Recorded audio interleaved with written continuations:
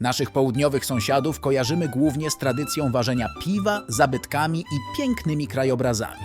Okazuje się jednak, że mają również ciekawą i długą tradycję w produkcji ceramiki. Czeska historia produkcji ceramiki rozpoczęła się od katastrofy.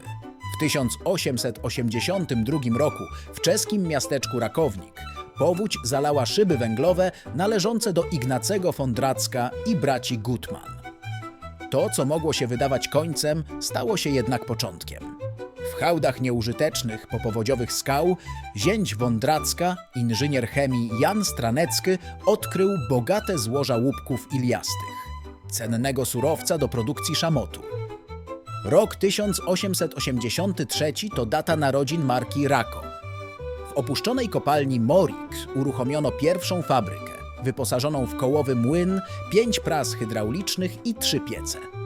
Od samego początku fabryka stawiała na eksport, a szamotowe cegły trafiały do hut w Niemczech, Rosji, Bałkany, a nawet do Indii. Po śmierci Ignacego w 1887 roku fabrykę odziedziczył jego syn Władimir. Rako rozszerzało produkcję, wprowadzając glazurowane płytki. W fabryce zainstalowano dynama parowe, które rozświetliły ją pierwszymi żarówkami. W tym czasie przedsiębiorstwo otwierało biura sprzedaży w Pradze i innych miastach monarchii austro-węgierskiej, a także w Niemczech i Rosji. Tragiczna śmierć Władimira w 1898 roku doprowadziła do przejęcia fabryki przez jego szwagra Józefa Kasalowskiego i Emila Sommerschucha. To właśnie pod kierownictwem Sommerschucha, artysty i wizjonera, Rako weszło w swój złoty wiek, erę secesji. Sommerschuch przeniósł do Rakownika swoją praską pracownię produkcji pieców, a dzięki bliskim kontaktom z czołowymi architektami i projektantami jak Jan Kotera, Józef Fanta, Oswald Poliwka czy Józef Plecnik, Rako stało się synonimem secesyjnej architektury, a płytki zdobiły takie obiekty jak praski obecni Dum, Hotel Imperial, kawiarnie Slavia, Dworzec Główny, a także obiekty uzdrowiskowe w Luchakowicach, kościół Świętego Jerzego na Winohradach i wiele innych.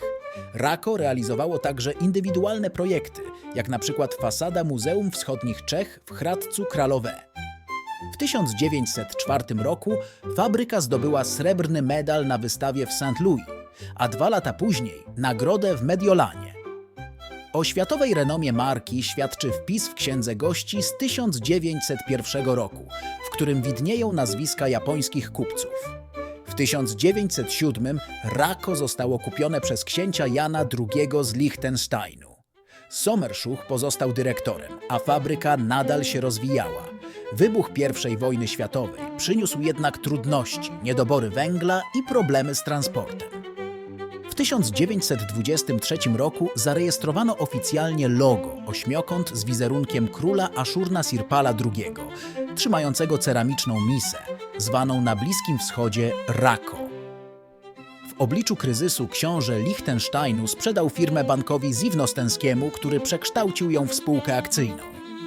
Rako zbudowało pierwszy w Europie piec tunelowy, a eksport stanowił aż 65% produkcji.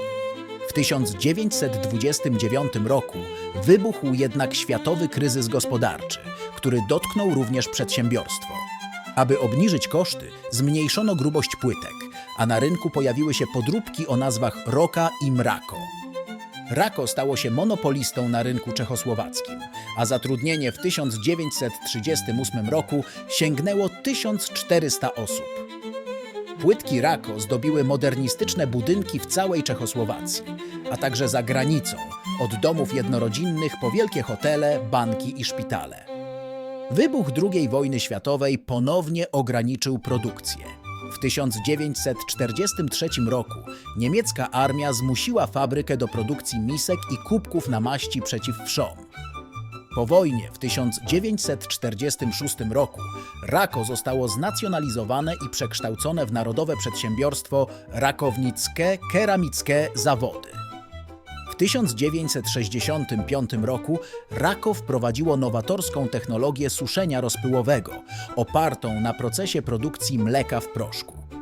Ta technologia zrewolucjonizowała produkcję ceramiki, zwiększając wydajność i poprawiając warunki pracy. W W 1969 roku rozpoczęto produkcję płytek porowatych o nowym składzie, co pozwoliło na eliminację pracochłonnego szlifowania. W 1971 roku uruchomiono pierwsze centrum komputerowe. W 1972 oddano do użytku nowy zakład Keram II. W 1976 roku rozpoczęto budowę nowego zakładu Rako III w Lubné. W 1982 zainstalowano pierwszy w kraju piec elektryczny do szybkiego wypalania.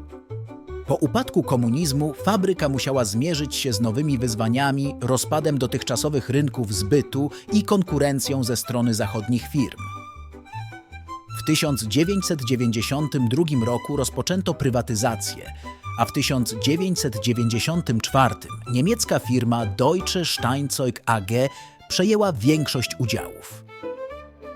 W 1998 roku na czeskim rynku pojawiła się austriacka grupa Lasselsberger, która przejęła kontrolę nad zakładami ceramicznymi.